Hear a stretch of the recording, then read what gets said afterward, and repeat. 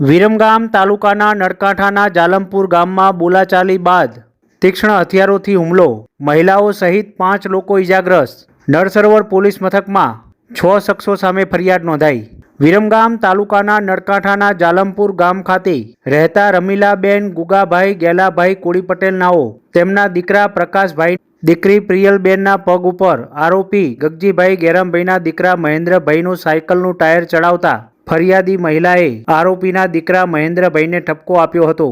ત્યારબાદ આરોપીઓ દ્વારા બોલાચાલી કરીને હાથમાં ધારિયું લઈને આરોપીના હાથમાં લાકડી તેમજ જાહેર રસ્તાઓ પર આવી જઈને ફરિયાદી બેન રમીલાબેન કોળી પટેલને જેમ ફાવે તેમ ગાળો બોલીને ધારિયા વડે હુમલો કરતા હાથના ભાગે ઈજાઓ પહોંચી હતી।